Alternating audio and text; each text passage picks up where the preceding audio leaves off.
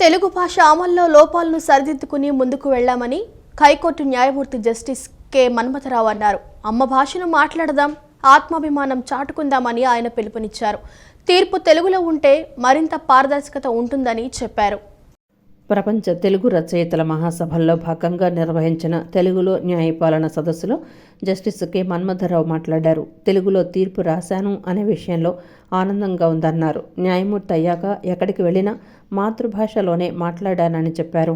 తెలుగులో తీర్పులు ఇస్తేనే ప్రజలకు సులువుగా అర్థమవుతుందన్నారు. తెలుగులో తీర్పు ఇచ్చినప్పుడు కొన్ని జాగ్రత్తలు తీసుకున్నామని, ఆంగ్లంలో ఉన్న తీర్పును తెలుగులోకి మార్చి తీర్పు ఇచ్చానన్నారు. ఈ తీర్పుల వల్ల అప్పీళ్లకు వెళ్లటం తగ్గుతుందని భావిస్తున్నానని అన్నారు.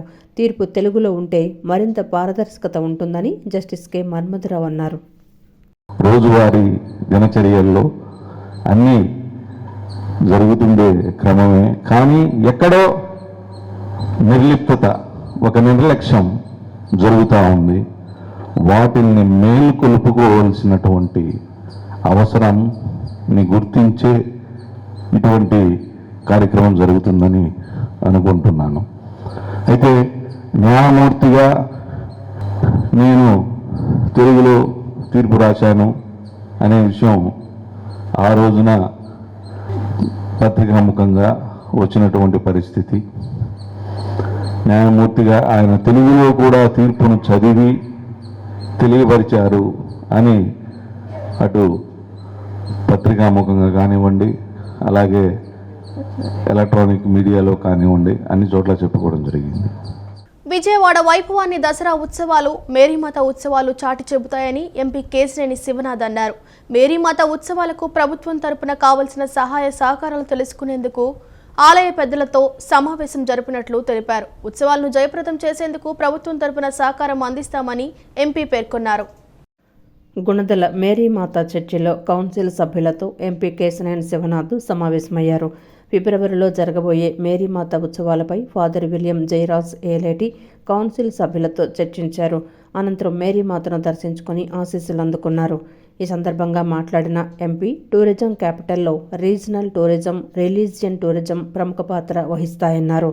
రిలీజియన్ టూరిజంలో ప్రముఖ పాత్ర పోషిస్తున్న మేరీమాత ఆలయాన్ని దేశవ్యాప్తంగా వచ్చే భక్తులకు అనుగుణంగా అభివృద్ధి చేయాలని కమిటీ సభ్యులను కోరినట్లు తెలిపారు. మేము చిన్నప్పటి నుంచి కూడా ఉండే ఈ విజయవాడ నగరంలో ప్రతినిత్యం కూడా మేరీమాత ఉత్సవాలు ఒక అలంకరణ ప్రాయం. మనకి దసరా మేరీమాత ఉత్సవాలే ఈ విజయవాడ వైభవాన్ని చాటింపే ఉత్సవాలు. అటువంటి ఉత్సవాల్లో రేపు ఫిబ్రవరి నుంచి ప్రారంభం కాబోతున్నాయి. కాబట్టి మేమేదన్నా ప్రభుత్వం తరపున మేరీమాత ఉత్సవాలకి ఎటువంటి ప్రిపరేషన్స్ రెడీ అవ్వాలని ఫాదర్ గారిని అడుగుతాం జరిగింది. వారు పెద్దలు గత ప్రభుత్వాలన్నీ కూడా మమ్మల్ని బాగా సపోర్ట్ చేసినాయి. మేము మా ప్రిపరేషన్స్లో ఉన్నాం. తప్పకుండా చిన్న చిన్న ఇష్యూల మీద ఉన్నాయి, కానీ అటువంటివన్నీ తాత్కాలికమే కానీ పరిష్కరించుకుందామని అన్నాం. ఉత్సవాలు ఒక బ్రాండ్ అంబాసిడర్ ఫర్ విజయవాడ కాబట్టి దేశంలో ఉన్న భక్తులందరూ కూడా మేరీమాత అమ్మవారి ఆశీర్వచనాలు తీసుకోవాలి అనే విధంగా ఈ ఆలయాన్ని రెడీ చేయాలనే ఫాదర్ గారిని కోరటం జరిగింది. వారు కూడా వాళ్ళ కమిటీతో డిస్కస్ చేసి తప్పకుండా ప్రభుత్వం నుంచి ఏదన్నా మేము సహాయం చేయాల్సి వస్తే గౌరవ ముఖ్యమంత్రి నారా చంద్రబాబు నాయుడు గారి దృష్టికి కూడా తీసుకెళ్తామని చెప్పాం. అనంతరం ఫాదర్ విలియం జయరాజ్ మాట్లాడుతూ ప్రభుత్వం తరపున ఉత్సవాలకు సహాయ సహకారాలు అందించేందుకు వచ్చిన ఎంపీ కేశినేని శివనాథ్కు ధన్యవాదాలు తెలుపుతున్నామన్నారు. చాలా కోఆపరేషన్ చేయడానికి ప్రభుత్వపరంగా ముందుకు వస్తున్నారు.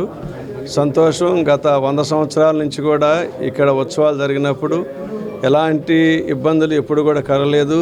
అన్ని ప్రభుత్వ శాఖల వారు కూడా నిండుగా మాకు సహకారం అందించారు. ఎంపీ గారు ప్రేమతో కొన్ని ప్రపోజల్స్ ముందుకు పెడుతూ ఉన్నారు. వాటినన్నిటి కూడా మా పీఠాధిపతులైనటువంటి జోసెఫ్ రాజారావు గారు, వారికి సంబంధించినటువంటి కౌన్సిల్ సభ్యులతో కలిసి మేము మాట్లాడి మరలా మన ఎంపీ గారికి తెలియజేస్తాం. వచ్చినటువంటి మీ అందరికీ కూడా ధన్యవాదాలు మరియు తెలియక దీవెనలు, ప్రభుని యొక్క ఆశీస్సులు మీకు తెలియజేస్తూ ఉన్నాం. అమరావతితో పాటు విజయవాడ, గుంటూరు నగరాలను అభివృద్ధి చేసే విధంగా సీఎం చంద్రబాబు పరిపాలన చేస్తున్నారని విజయవాడ తూర్పు నియోజకవర్గ ఎమ్మెల్యే గద్దె రామ్మోహన్ అన్నారు. 1,000 కోట్ల రూపాయలను రాజధానికి ఇచ్చేందుకు వరల్డ్ బ్యాంక్ సుముఖత వ్యక్తం చేసిందన్నారు. విజయవాడ తూర్పు నియోజకవర్గం 4వ డివిజన్ సుబ్బారావు కాలనీలో పార్లమెంటు వాసులతో ఎంపీ కేశినేని శివనాథ్, ఎమ్మెల్యే గద్దె రామ్మోహన్ సమావేశం నిర్వహించారు. ఈ సందర్భంగా వారి సమస్యలను తెలుసుకున్నారు. అనంతరం గద్దె రామ్మోహన్ మాట్లాడుతూ రాజధాని అమరావతి పనులు వేగవంతంగా రాబోయే ఏడాదిలో జరుగుతాయని చెప్పారు. అందుకు అవసరమైన నిధులు కూడా ప్రపంచ బ్యాంక్ ఇస్తుందని 30,000 కోట్లు రానున్నాయన్నారు. అమరావతితో పాటు విజయవాడ, గుంటూరు నగరాలను కూడా అభివృద్ధి చేసే విధంగా కూటమి పాలన ఉంటుందన్నారు. కాలనీలలో రోడ్ల నిర్మాణం వేగవంతం చేస్తామని హామీ ఇచ్చారు. తన భారీ విజయానికి సహకరించిన కాలనీ వాసులకు కృతజ్ఞతలు తెలిపారు. ఇక్కడ జగన్మోహన్ రెడ్డి గారు ముఖ్యమంత్రిగా ఉండటానికి వీలు లేదనే వర్గం, చంద్రబాబు గారు పడుతున్న కష్టం, ఆయన జైల్లో పెట్టారు అనే బాధ, పవన్ కళ్యాణ్ గారి గాలి, ఆయన దూకుడుతనం, బీజేపీ, ఈ 4 కలిపితే 50,000 మెజార్టీ రావడం జరిగింది. దానికి మీరే ఇక్కడ నుంచి ఈ ప్రాంతం అంతా కూడా మీతో మీటింగ్ పెట్టిన తర్వాత ప్రతి కాలనీకి వెళ్ళి మీటింగ్ పెడతా ఉంటే మాకు మంచి పాజిటివ్ సిగ్నల్స్ వచ్చినాయి. ఆ రోజు నేను చెప్పేవాడిని ఎలక్షన్ అవ్వకముందు, అసలు ఎవరు చూసినా ఇవాళ ఒకే గాలి వేస్తుంది. 1994లో నాకు బాగా, అప్పుడు నేను ఎలక్షన్ నిలబడినప్పుడు నేను ఇండిపెండెంట్గా నిలబడ్డాను. మీ అందరికీ కూడా చాలామంది తెలిసి ఉండొచ్చు. గన్నవరంలో ఇండిపెండెంట్గా నిలబడ్డారు. ఆ రోజు రామారావు గారి గాలి విపరీతంగా వేస్తూ ఉంది. ఎంత వీసిందంటే ఇప్పుడు ఎట్టా వైఎస్ఆర్సీపీ ప్రతిపక్ష హోదా రాలేదో ఆ రోజున కూడా 94లో కూడా అదే విధంగా ప్రతిపక్ష హోదా రాకుండా తెలుగుదేశం పార్టీ గెలిచిన సందర్భం. కాంగ్రెస్ పార్టీ ఆ రోజున జాతీయ పార్టీ అయిన కాంగ్రెస్ పార్టీ కూడా ప్రతిపక్ష హోదా రాలా. అది అలాంటి సునామీ నాకు మళ్ళా కనపడుతూ ఉంది. కార్యక్రమంలో స్థానిక కార్పొరేటర్ మరియు టీడీపీ శ్రేణులు పాల్గొన్నారు. నూతన సంవత్సర వేడుకల్లో హద్దుమీరి ప్రవర్తిస్తే చర్యలు తప్పవని విజయవాడ వాసులకు నగర పోలీస్ కమిషనర్ రాజశేఖర్ బాబు హెచ్చరించారు. నూతన సంవత్సర వేడుకలు ఆమోదయోగ్యం, ఆహ్లాదకరంగా, ఆరోగ్యంగా, హానిరహితంగా ఉండాలన్నారు. డిసెంబర్ 31వ తేదీ రాత్రి నిర్వహించుకునే వేడుకల నేపథ్యంలో ప్రజల భద్రతను దృష్టిలో ఉంచుకొని ఆంక్షలు విధించామన్నారు. ఈ విషయాన్ని గుర్తించి పోలీసులకు సహకరించాలని ప్రజలకు ఆయన విజ్ఞప్తి చేశారు. కొత్త సంవత్సరం సందర్భంగా అర్ధరాత్రి వేళ రహదారులపై వేడుకలకు అనుమతి లేదని పోలీస్ కమిషనర్ రాజశేఖర్ బాబు పేర్కొన్నారు. రాత్రి 11 గంటల అనంతరం వాహనాలు జాగ్రత్తగా నడపాలని వాహనదారులకు ఆయన సూచించారు. అతివేగంగా, అజాగ్రత్తగా మద్యం సేవించి వాహనాలు నడపవద్దని హితవు పలికారు. అలాగే ట్రిపుల్ రైడింగ్ ఎట్టి పరిస్థితుల్లో చేయవద్దన్నారు. అదేవిధంగా నగరంలోని ప్రధాన రహదారులు Bandar road, Eluru road, BRTS రోడ్లపై ట్రాఫిక్ ఆంక్షలు విధించినట్లు తెలిపారు. బెంజీ సర్కిల్ ఫ్లైఓవర్లు, కొత్త, పాత కనకదుర్గ ఫ్లైఓవర్లపై ట్రాఫిక్ అనుమతించబడదన్నారు. గుంపులుగా చేరి నడి రోడ్లపై కేకులు కోసి అల్లర్లు చేయవద్దని ముఖ్యంగా యువతకు ఆయన సూచించారు. అదేవిధంగా డిసెంబర్ 31వ తేదీ రాత్రి వేళల్లో రహదారిపై బిగ్గరగా కేకలు వేస్తూ వాహనాలపై తిరగవద్దన్నారు. ఏడాది చివరి రోజు రాత్రి వేళ నగరంలో గస్తీ ముమ్మరంగా ఉంటుందన్నారు. మద్యం సేవించి అల్లర్లకు పాల్పడితే మాత్రం పరిణామాలు తీవ్రంగా ఉంటాయని హెచ్చరించారు. మద్యం సేవించి వాహనాలు నడిపిన వారిపై కఠిన చర్యలు తీసుకుంటామని స్పష్టం చేశారు. ద్విచక్ర వాహనాలకు సైలెన్సర్ తీసి భారీ శబ్దాలతో హోరెత్తించటం, అతివేగంతో రోడ్లపై తిరగటం, వాహనాలు నడుపుతూ విన్యాసాలు ప్రదర్శించటం, బాణసంచా పేల్చటం వంటి చర్యల వలన నగర ప్రజల ప్రశాంతతకు భంగం వాటిల్లుతుందన్నారు. ముఖ్యంగా వృద్ధులు, చిన్నపిల్లలు, రోగులకు ఇబ్బంది కలుగుతుందన్నారు. ఇలాంటి చర్యలకు పాల్పడితే వారిపై తగిన చర్యలు తీసుకుంటామని హెచ్చరించారు. పోలీసుల సూచనలు పాటించి నూతన సంవత్సర వేడుకలు ఆహ్లాదకర వాతావరణంలో జాగ్రత్తగా జరుపుకోవాలని, అలాగే రోడ్డు ప్రమాదాలకు లోను కాకుండా జరుపుకోవాలని ఈ సందర్భంగా ప్రజలకు నగర పోలీస్ కమిషనర్ రాజశేఖర్ బాబు విజ్ఞప్తి చేశారు. తెలుగులో తీర్పులు ఇవ్వడం సులభం కాదని ప్రపంచ తెలుగు రచయితల సంఘం గౌరవ అధ్యక్షుడు ఎమ్మెల్యే మండలి బుద్ధప్రసాద్ అన్నారు. ఇందుకోసం ప్రత్యేక పదాలు అవసరమని చెప్పారు. నిఘంటువులు చూసి చాలా పదాలు రాయాల్సిన అవసరం ఉందన్నారు. నగరంలోని కేబిఎన్ కళాశాలలో నిర్వహిస్తున్న ప్రపంచ తెలుగు రచయితల 6వ మహాసభలు 2వ రోజైన నేడు ఇతర రాష్ట్రాల ప్రతినిధుల సదస్సు నిర్వహించారు. ఈ కార్యక్రమంలో ఇతర రాష్ట్రాలు, వివిధ దేశాల నుంచి వచ్చిన తెలుగు భాషాభిమానులు పాల్గొన్నారు. మరో వేదికపై తెలుగులో న్యాయపాలనపై సదస్సు ప్రారంభమైంది. ఈ కార్యక్రమానికి హైకోర్టు విశ్రాంత న్యాయమూర్తి జస్టిస్ ఆకుల వెంకట శేషసాయి, హైకోర్టు న్యాయమూర్తులు justice K Manmathan Rao, justice B Krishnamohan Rao, Telangana high court న్యాయమూర్తులు justice K Lakshman, justice Nagesh Bheemapaka హాజరయ్యారు. ఆయా కార్యక్రమాల్లో ఎమ్మెల్యే మండలి బుద్ధప్రసాద్, మాజీ ఎంపీ యార్లగడ్డ లక్ష్మీప్రసాద్ తదితరులు పాల్గొన్నారు. సదస్సులో మండలి బుద్ధప్రసాద్ మాట్లాడుతూ తాను అధికార భాషా సంఘం అధ్యక్షుడిగా ఉన్నప్పుడు తెలుగులో తీర్పుల కోసం అనేక చర్యలు చేపట్టినట్లు గుర్తు చేశారు. ఉమ్మడి రాష్ట్రంలో విభజన వివాదం వల్ల కొన్ని ఇబ్బందులు ఏర్పడ్డాయన్నారు. జిల్లా కోర్టుల్లో స్థానిక భాషల్లో తీర్పులు ఇవ్వవచ్చని అభిప్రాయపడ్డారు. బ్రిటిష్ హయాంలో తెలుగులో, నిజాం కాలంలో ఉర్దూలో తీర్పులు వచ్చాయని గుర్తు చేశారు. కొన్ని తెలుగు తీర్పులను హైదరాబాదులో ప్రదర్శనకు పెట్టారని చెప్పారు.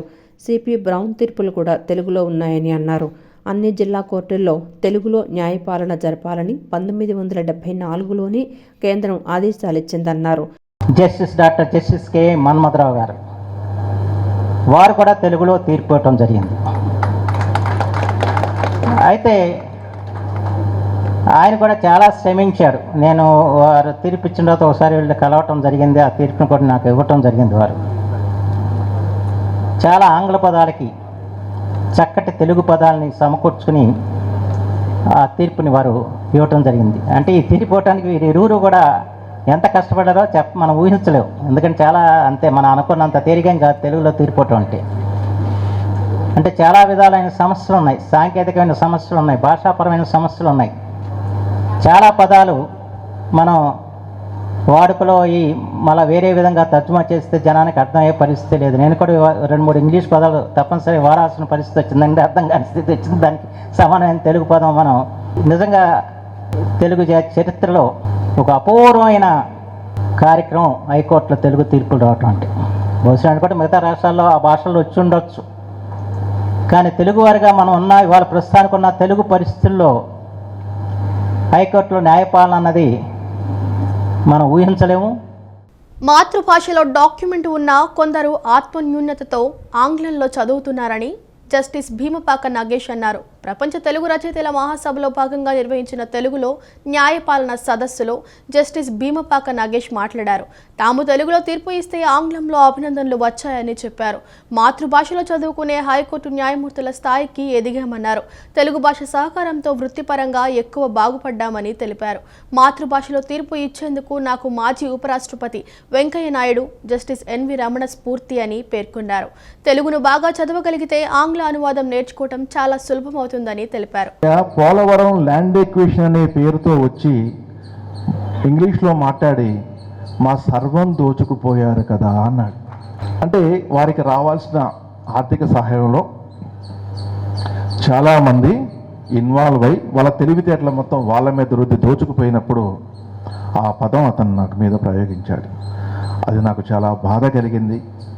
అప్పటికి నేను జడ్జిని కాదు. నేను ఎన్నో నిద్ర లేని రాత్రులు గడపాల్సి వచ్చింది. ఎంతోమంది ఇంకా పెద్దలు ఉన్నారు కాబట్టి అంటే మనం ఏదైనా వినే సందర్భంలో దాన్ని ఎలా వాడుకోవాలంటే భాషని హెల్ప్ చేసుకొని నేను కొంచెం ఎక్కువగా బాగుపడ్డానని చెప్పాలి.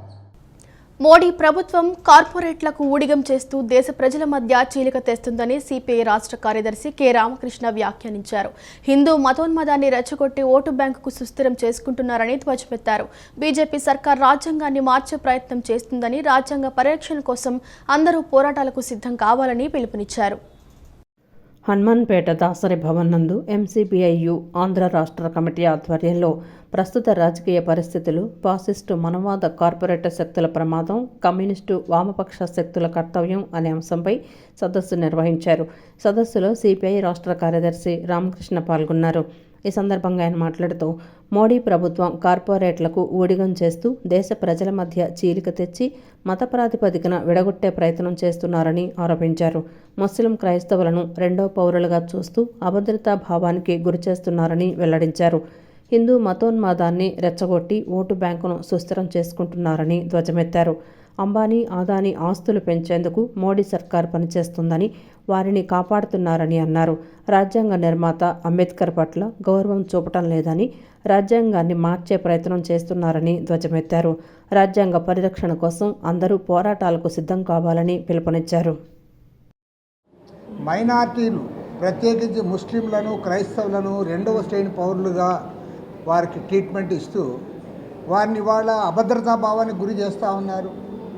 మెజారిటీ హిందూ మత ఉన్మాదాన్ని రెచ్చగొట్టడం ద్వారా తమ ఓట్ బ్యాంకును సుస్థిరం చేసుకొని ఇవాళ కేంద్రంలో తమ పరిపాలన ముందుకు తీసుకోవడానికి ప్రయత్నం జరుగుతూ ఉంది. మరోవైపు ప్రపంచవ్యాప్తంగా అంబానీలు అదానీలు వాళ్ళ ఆస్తులు పెంచుకోవడానికి ప్రభుత్వం పనిచేస్తూ ఉంది. చివరికి అమెరికాలో న్యూయార్క్ ఈస్టర్న్ డిస్ట్రిక్ట్ కోర్టులో సాక్షాత్తు అదానికి వ్యతిరేకంగా కేసు ఫైల్ చేసి వాళ్ళు సమన్ ఇచ్చినా సరే నరేంద్ర మోడీ వారిని కాపాడడానికి ప్రయత్నం చేస్తూ ఉన్నారు. గతంలో కూడా హిండెన్స్బర్గ్ రిపోర్ట్ వచ్చినప్పుడు కూడా ఇదే ప్రైమ్ మినిస్టర్ ఆయన్ని కాపాడాడు. మళ్ళీ ఇవాళ న్యూయార్క్ కోర్టులో కేసు ఫైల్ అయిన తర్వాత దాదాపు 2100 కోట్ల రూపాయలు లంచాలు ఇచ్చారు, ఆ రకంగా ఒప్పందాలు చేసుకుంటున్నారని వారు కేసు పెట్టిన తర్వాత కూడా నిస్సిగ్గుగా మన ప్రధానమంత్రి వారిని బలపరిచే కార్యక్రమానికి చేపట్టారు. పైగా ఏమాత్రం స్వాతంత్ర పోరాటంలో పాల్గొన్న వారి పట్ల కానీ మహనీయుడు డాక్టర్ బిఆర్ అంబేద్కర్ పట్ల కానీ ఈ ప్రభుత్వం గౌరవం ప్రకటించడం లేదు. రాజ్యాంగాన్ని మార్చడానికి ప్రయత్నం చేస్తూ ఉన్నారు. మనుస్మృతి ఆధారంగా మత ప్రాతిపదికపైన ఈ రాజ్యాంగాన్ని తీసుకురావడానికి ఒక పెద్ద కుట్ర జరుగుతూ ఉంది. అదృష్టవశాత్తు మన ఎన్నికల్లో వారు ఆశించిన స్థాయిలో సీట్లు రానందువల్ల రాజ్యాంగాన్ని మార్చలేకపోయారు తప్ప నిజంగా వారు కోరినట్లుగా 400 సీట్లు ప్రజలు ఇచ్చి ఉంటే ఈ పాటికి రాజ్యాంగాన్ని మార్చి ఉండేవాళ్ళు. అనంతరం ఎంసీపీఐయు నేత నాగభూషణం మాట్లాడుతూ మోడీ, అమిత్ షా నాయకత్వంలో జగన్, చంద్రబాబు, పవన్ కళ్యాణ్ నడుస్తున్నారని విమర్శించారు. రాజ్యాంగ వ్యవస్థలను తమ గుప్పిట్లో పెట్టుకుని దేశాన్ని ఆర్థిక సంక్షోభంలోకి నెట్టే ప్రయత్నం చేస్తున్నారని అన్నారు. మణిపూర్లో విధ్వంస ఘటనలు జరుగుతున్నా మోడీ ఇప్పటివరకు వెళ్లలేదని వెల్లడించారు. ఒక విద్వేషపూరితమైనటువంటి ప్రచారం సాగిస్తూ ఈరోజు మణిపూర్లో జరుగుతున్నటువంటి విధ్వంసకాండ, దమనకాండ ఈరోజు వరకు కూడా ప్రధానమంత్రి వెళ్ళలేని పరిస్థితి. ఇలాంటి పరిస్థితుల్లో ఈరోజు ఎంసీపీఐ రాష్ట్ర కమిటీ ఆధ్వర్యంలో ప్రస్తుత రాజకీయ పరిస్థితులు, ఫాసిస్టు, మనువాద, కార్పొరేట్ శక్తుల ప్రమాదం, కమ్యూనిస్టు, వామపక్ష, సామాజిక న్యాయం కోరే పార్టీల యొక్క కర్తవ్యం అనే అంశం మీద ఈరోజు ఈ రాష్ట్ర సెమినార్ నిర్వహించబడుతుంది. విజయవాడ బృందావన కాలనీలోని వజ్ర మైదానంలో రామ్ చరణ్ భారీ కటౌట్ వెలిసింది. గేమ్ చేంజర్ చిత్రం విజయవంతం కావాలని కోరుతూ రామ్ చరణ్ యువశక్తి ఆధ్వర్యంలో 256 అడుగుల కటౌట్ ఏర్పాటు చేశారు. Ram Charan cutout international wonder book of world record సాధించింది. నిర్మాత దిల్ రాజు రికార్డు సంస్థ ప్రతినిధుల నుంచి అవార్డును అందుకున్నారు. రామ్ చరణ్ కటౌట్ను ఆవిష్కరించారు. హెలికాప్టర్ ద్వారా కటౌట్పై పూలు వర్షం కురిపించారు. ఈ కార్యక్రమానికి గేమ్ చేంజర్ చిత్ర బృందం, తెలుగు రాష్ట్రాల్లోని మెగా అభిమానుల నాయకులు హాజరయ్యారు. రామ్ చరణ్ హీరోగా నటిస్తున్న చిత్రం గేమ్ చేంజర్ శంకర్ దర్శకత్వంలో పొలిటికల్ యాక్షన్ థ్రిల్లర్ ఫిల్మ్ రూపుదిద్దుకుంది. ఈ సినిమా విడుదలను పురస్కరించుకుని విజయవాడలో భారీ కటౌట్ సిద్ధం చేశారు. విజయవాడ బృందావన్ కాలనీలోని వజ్ర మైదానంలో 256 అడుగుల Ram Charan game changer look cutout ఏర్పాటు చేశారు. ఇంత భారీ స్థాయిలో కటౌట్ పెట్టడం ఇదే తొలిసారని, ఇది తమకెంతో ప్రత్యేకమని అభిమానులు చెప్తున్నారు. రామ్ చరణ్ యువశక్తి ఆధ్వర్యంలో దీనిని ఏర్పాటు చేశారు. దాదాపు వారం రోజులు శ్రమించి దీనిని సిద్ధం చేశారని, చెన్నై నుంచి వచ్చిన ప్రత్యేక బృందం ఈ నిర్మాణంలో భాగమైందని అభిమానులు తెలిపారు. Ram Charan cutout international wonder book of world record సాధించింది. ఇక నిర్మాత దిల్ రాజు రికార్డు సంస్థ ప్రతినిధుల నుంచి అవార్డును అందుకున్నారు. రామ్ చరణ్ కటౌట్ను ఆవిష్కరించారు. హెలికాప్టర్ ద్వారా కటౌట్పై పూల వర్షం కురిపించారు. ఈ కార్యక్రమానికి గేమ్ చేంజర్ చిత్ర బృందం, తెలుగు రాష్ట్రాల్లోని మెగా అభిమానుల నాయకులు హాజరయ్యారు. రామ్ చరణ్ భారీ కటౌట్ ఏర్పాటుపై దేశవ్యాప్తంగా అద్భుతమైన స్పందన వస్తుందని అభిమానులు తెలిపారు. Mega power star Ram Charan చిరుతతో సినీ ప్రయాణాన్ని ప్రారంభించి ఎన్నో విజయాలు అందుకున్నారని అభిమానులు వివరించారు. ఈ భారీ కటౌట్ దేశంలోనే అతిపెద్దదని మెగా అభిమానులు అన్నారు. ఆయన విజయాన్ని కాంక్షిస్తూ భారీ కటౌట్ను ఏర్పాటు చేశామని తెలిపారు. గేమ్ చేంజర్ చిత్రం ఘన విజయం సాధిస్తుందని ధీమా వ్యక్తం చేశారు. సినిమా అంటేనే విజయవాడ, తెలుగు సినిమా పుట్టినిల్లు విజయవాడ. అలాంటి విజయవాడలో ఈరోజు రామ్ చరణ్ది 256 ఫీట్ కటౌట్ పెట్టి మరొక చరిత్ర సృష్టించినందుకు విజయవాడ, అలాగే మెగా అభిమానులు, పవర్ స్టార్ అభిమానులు, మెగా పవర్ స్టార్ అభిమానులందరికీ థ్యాంక్ యూ వెరీ మచ్. ఏం అభిమానులే బాబు, మీరు మామూలు అభిమానులు కాదు. ఒక 40-50 సంవత్సరాల నుంచి సుప్రీం హీరో చిరంజీవి గారి ద్వారా మొదలై మెగాస్టార్ వరకు ఉండి ఈరోజు బాస్, మెగా బాస్, ఒకరే బాస్, ఆయనే మెగాస్టార్. మరి అమెరికాలో అంత గ్రాండ్ సక్సెస్ అయ్యాక మన డిప్యూటీ సీఎం గారి ఆధ్వర్యంలో ఈవెంట్ చేస్తే ఎలా ఉంటుంది? ఆంధ్రప్రదేశ్ ఒలింపిక్స్ అసోసియేషన్ ఆధ్వర్యంలో 38వ జాతీయ క్రీడలు ఉత్తరాఖండ్లో జరగనున్నాయని అసోసియేషన్ సభ్యులు తెలిపారు. 27 క్రీడల్లో రాష్ట్రం నుంచి క్రీడాకారులు 170 మంది పాల్గొంటున్నారని తెలిపారు. రాష్ట్ర క్రీడాకారులకు అయ్యే ఖర్చు ప్రభుత్వం భరించాలని, దీనిపై ప్రభుత్వానికి లేఖ రాసిన స్పందన లేదని ఆవేదన వ్యక్తం చేశారు. గాంధీనగర్ ప్రెస్ క్లబ్లో ఆంధ్రప్రదేశ్ ఒలింపిక్స్ అసోసియేషన్ ఆధ్వర్యంలో విలేకరుల సమావేశం ఏర్పాటు చేశారు. సమావేశంలో అసోసియేషన్ సభ్యులు మాట్లాడుతూ 38వ జాతీయ క్రీడలు ఉత్తరాఖండ్లో జరగనున్నాయని, 35 క్రీడల్లో పోటీలు జరగనున్నాయని పేర్కొన్నారు. వాటిలో 27 క్రీడల్లో రాష్ట్రం నుంచి క్రీడాకారులు 170 మంది పాల్గొంటున్నారని తెలిపారు. ఏపీ ఒలింపిక్స్ అసోసియేషన్ ఈ క్రీడలను ఉత్తరాఖండ్ ప్రభుత్వంతో కలిసి నిర్వహిస్తున్నామని చెప్పారు. ఒలింపిక్స్ తరహాలో ప్రతిరోజు నిర్వహించే క్రీడల్లో విజేతల వివరాలు మీడియాకి ఇస్తామని వెల్లడించారు. రాష్ట్ర క్రీడాకారులకు అయ్యే ఖర్చు ప్రభుత్వం భరించాలని, కానీ 2022లో ప్రభుత్వం భరించలేదన్నారు. తర్వాత గోవాలో జరిగిన క్రీడలకు కూడా ప్రభుత్వం నుంచి ఏ సాయం అందలేదని గుర్తు చేశారు. ప్రస్తుతం సాయం కోసం ప్రభుత్వానికి లేఖ రాశామని, స్పోర్ట్స్ అథారిటీ నుంచి ఎటువంటి స్పందన లేదన్నారు. ఎందుకు స్పందించడం లేదో తెలియదన్నారు. చంద్రబాబు ప్రభుత్వంలో ఇలా జరుగుతోందంటే నమ్మశక్యంగా లేదన్నారు.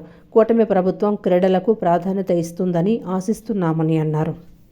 మొత్తం రైడ్స్ అంతా ఆంధ్రప్రదేశ్ ఒలింపిక్ అసోసియేషన్ మా బాధ్యత. గతంలో 2 ఏళ్ళు జరిపాము. రాష్ట్రం విడిపోయిన తర్వాత ఫస్ట్ జరిగింది గుజరాత్, పెండింగ్ చాలా వచ్చింది, గ్యాప్ 8 years. గుజరాత్ తర్వాత గోవా జరిపింది, అప్పుడు కూడా జరిపాము, మేమే పంపించాము. ఇప్పుడు కూడా మెయిల్స్ అన్నీ మాకే వచ్చాయి. మీరు చాలా వరకు మీడియా మిత్రులు కూడా జాతీయ క్రీడా గ్రూప్ 38th నేషనల్ గేమ్స్ గ్రూప్లో ఉన్నారు. ఎవరైనా లేకపోతే చెప్పండి, మిమ్మల్ని గ్రూప్లో పెడతాము. ఇది ఎందుకంటే ఆ 18 రోజులు జరిగే కార్యక్రమాలు ప్రతిరోజు ఆంధ్రప్రదేశ్ స్టాండర్డ్ ఏంటి, మెడల్ టాలీలో ఎక్కడ ఉంది, ఒలింపిక్స్ లాగే సేమ్ లైక్ ఒలింపిక్స్. ఇది మనకు ఒక ఒలింపిక్స్. ప్రతిరోజు మీకు ఇన్ఫర్మేషన్ ఇస్తాం. ఏ రోజు ఏ స్టేడియంలో ఏ గేమ్ ఆడారు, గెలిచారా, ఓడారా, ఆ పిల్లల పరిస్థితి ఏంటి, అవన్నీ కూడా అప్డేట్ అవుతుంది. ఎవరైనా మిస్ అయ్యింటే మీ మిత్రులు కూడా చెప్పండి, చేస్తాం.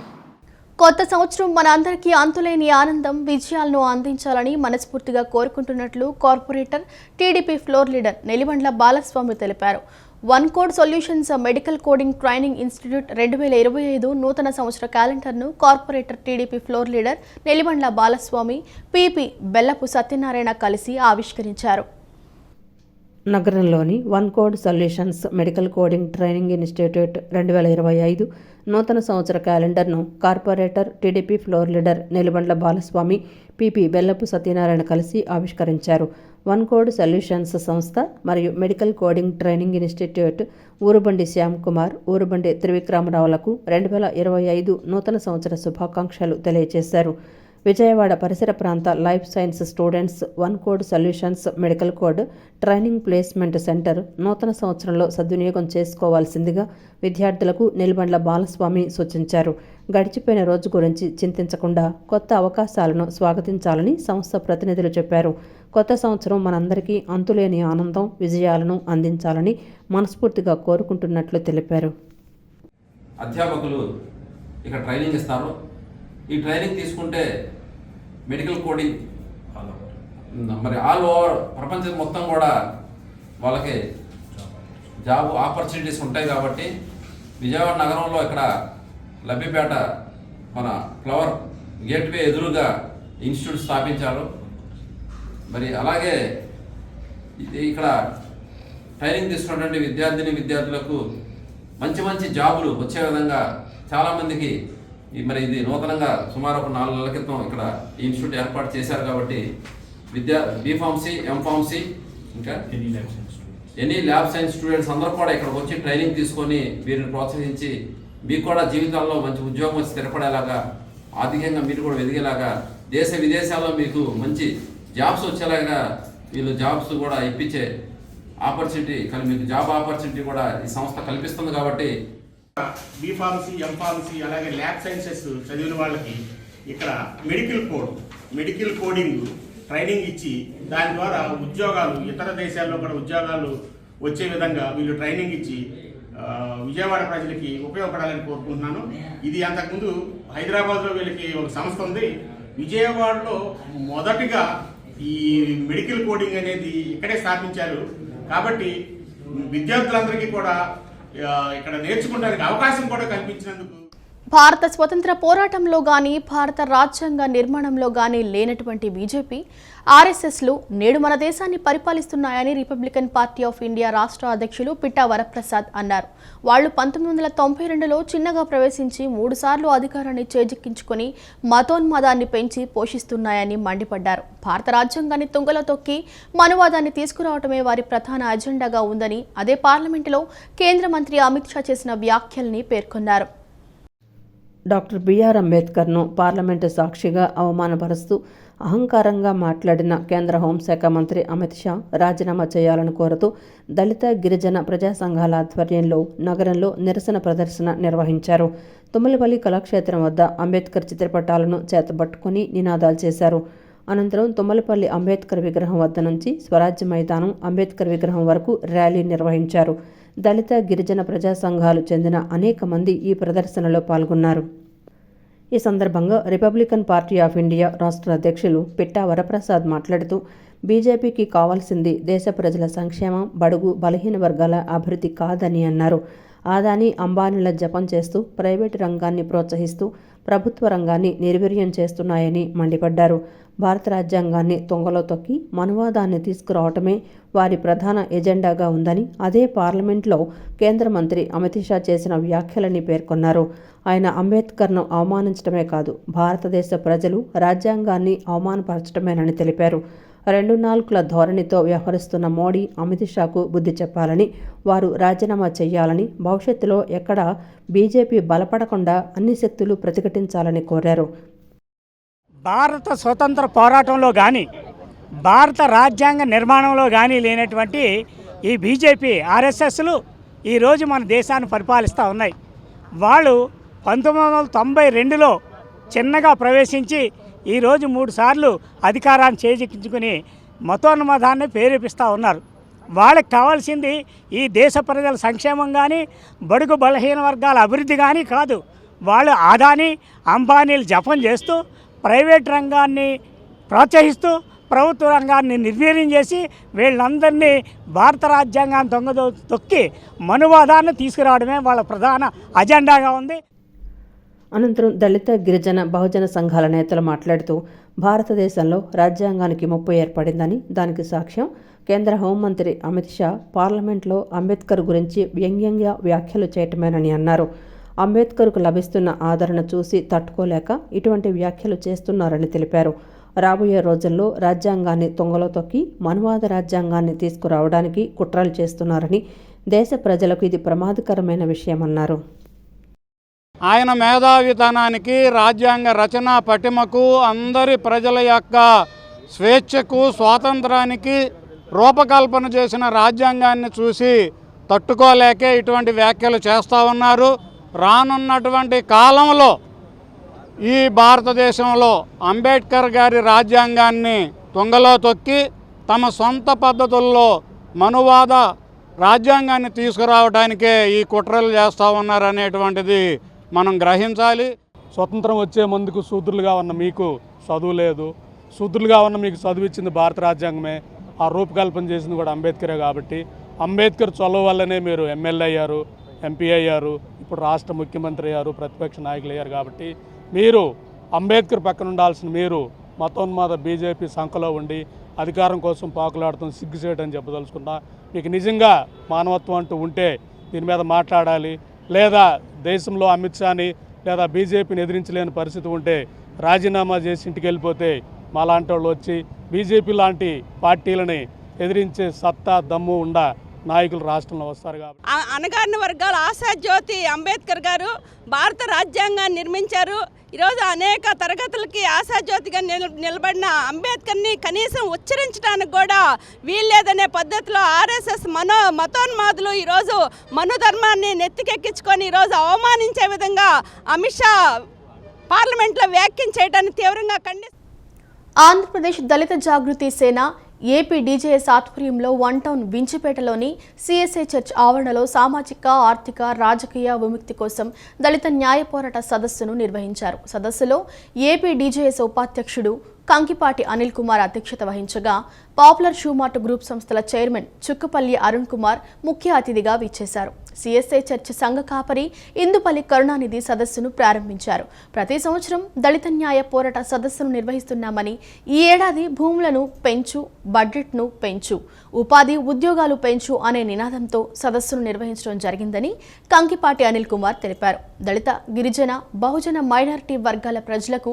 యువతకు, విద్యార్థులకు, మహిళలకు విద్య, వైద్య, ఉద్యోగ, ఉపాధి, సకల సమజైజ రంగాలలో సమాన అవకాశాలు సాధించడానికి కృషి చేస్తున్నట్లు తెలిపారు. సదస్సులో భాగంగా విజయవాడలోని పాపులర్ షూమార్ట్ సంస్థల నుంచి బట్టలు, చీరలు, విజయ డైరీ, మధు రైల్వే కాంట్రాక్టర్ దుప్పట్లు పంచడం జరిగిందన్నారు. రోడ్లు ఇరువైపులా రైలు పట్టాల పక్కన నివసిస్తున్నటువంటి పేదలందరూ కూడా క్రిస్మస్, న్యూ ఇయర్ సందర్భంగా ప్రతి సంవత్సరం ఒక 10 సంవత్సరాల నుంచి గణేష్ బాబు గారు దళిత జాగృతి సేన ఆధ్వర్యంలో ఈ విధమైనటువంటి సహాయ కార్యక్రమాలు చేపట్టడం జరిగింది. దానికి పెద్దలు, వివిధ రాజకీయ పార్టీల నాయకులు దీనికి బాధ్యత తీసుకొని వీరందరికీ సహాయ సహకారాలు అందించడం జరిగింది. కాబట్టి ఇటువంటి సహాయ సహకారాలు దళిత జాగృతి సేన ఆధ్వర్యంలో ప్రతి సంవత్సరం కూడా పెద్ద ఎత్తున చేపడుతున్నామని చెప్పేసి సందర్భంగా తెలియజేస్తా ఉన్నాం. ఇదంతా ప్రైవేట్ రంగ రిజర్వేషన్ సాధన సమితి అని చెప్తూ ప్రైవేట్ రంగాల్లో కూడా రిజర్వేషన్ కావాలని ఒక నినాదంతో జాతీయ స్థాయిలో ఉద్యమం చేస్తున్న గౌరవనీయులు లాం జయబాబు గారు కూడా ఇచ్చేయటం జరిగింది. స్థానిక పెద్దలైనటువంటి గౌరవనీయులు చెప్పులు చేతివృత్తినే నమ్ముకుంటూ తన కుటుంబాన్ని నెట్టుకుంటూ ఈరోజు కూడా నిలబడిన సంఘ పెద్దలైనటువంటి పెద్దడి బాబ్జీ గారు కూడా ఇచ్చేయటం జరిగింది. అంతేకాకుండా ఈనాడు ఈ పేటలోని మద్యము, ఆల్కహాలు, డ్రగ్స్, నల్ల మందు అనేక విచ్చలవిడిగా జరుగుతున్న తరుణంలో ఈ యువతరంతా చెడిపోతున్న తరుణంలో వారికి మంచి కౌన్సిలింగ్ ఇస్తూ సావిత్రి కళాపీఠం ద్వారా సంస్థ అధ్యక్షురాలు పరుచూరి విజయలక్ష్మి చేస్తున్న సేవా కార్యక్రమాలు అభినందనీయమని కళా సంస్థల నిర్వాహకులు కొనియాడారు. డ్రీమ్ ఆడియో సంస్థ ఆధ్వర్యంలో ఎన్టీఆర్ వజ్రోత్సవ వేడుకల సందర్భంగా నగరంలోని గాంధీనగర్ కౌత కళావేదికలో నిర్వహించిన కార్యక్రమంలో విజయలక్ష్మిని ఘనంగా సత్కరించారు. యువ కళాకారులను విజయలక్ష్మి ఎంతో ప్రోత్సహిస్తున్నారని ప్రశంసించారు. ఈ కార్యక్రమంలో నరసింహరావు, డేవిడ్ రాజ్, ప్రభల శ్రీనివాస్, నారాయణ, జోషి, చింతకాయల చిట్టిబాబు, ఝాన్సీ, వి కామేశ్వరి తదితరులు పాల్గొన్నారు. సావిత్రి కళాపీఠంలో నేను చేసిన ఏదో కొన్ని కార్యక్రమాలకి ఆయన ఇన్స్పైర్ అయ్యి అక్క నిన్ను సత్కరించుకోవాలి అనుకుని తను ఒక చిన్న కార్యక్రమం ఏర్పాటు చేశారు. కానీ అది నేను ఎంత వద్దు అనుకున్నా కూడా అది చిన్నది కాదు కదా, పెద్దదైపోయినట్టుగా అనిపించింది. ఇప్పుడు నాకు నేను ఇంకా చేయాల్సింది చాలా ఉంది. కానీ ఏంటంటే సావిత్రి కళాపీఠం గురించి, సావిత్రి గారి గురించి ఇప్పుడు ప్రతి ఒక్కళ్ళు మాట్లాడుతున్నారు. 18 సంవత్సరాలు వెనక్కి వెళ్ళినప్పుడు సావిత్రి గారు ఒక సినిమా చూస్తే సావిత్రి గారు గుర్తొస్తారు, ఒక పాట చూస్తే సావిత్రి గారు గుర్తొస్తారు. కానీ ఆ రోజున ఈ అభిమానం ఆ రోజున ఎవరూ చూపించలేదు. ఓన్లీ ఎందుకంటే ఈరోజు తుల్లపాటి కుటుంబరావు గారు లేరు, కానీ నేను చెప్పడానికి ఆయన ఒక్కడి సాక్ష్యం చాలు. నేను పడిన కష్టాలు 17 సంవత్సరాలు నేను పడిన కష్టాలు ఈ రోజున ఇవాళ నేను ఇలా మాట్లాడుతున్నానంటే ఆ కష్టాలన్నీ పోయి మంచి విజయం సాధించుకోవడానికి నేను ముందుకు వెళ్తున్నాను అనిపిస్తుంది. అందరూ ఆదరించవచ్చు, కానీ సావిత్రి గారిని ఆవిడ గురించి గౌరవించి మనం చేసే ప్రతి కార్యక్రమం కూడా ఆ గౌరవంగానే ఉండాలి తప్ప ఆవిడ అగౌరవపరిచేటట్టుగా ఉండకూడదు.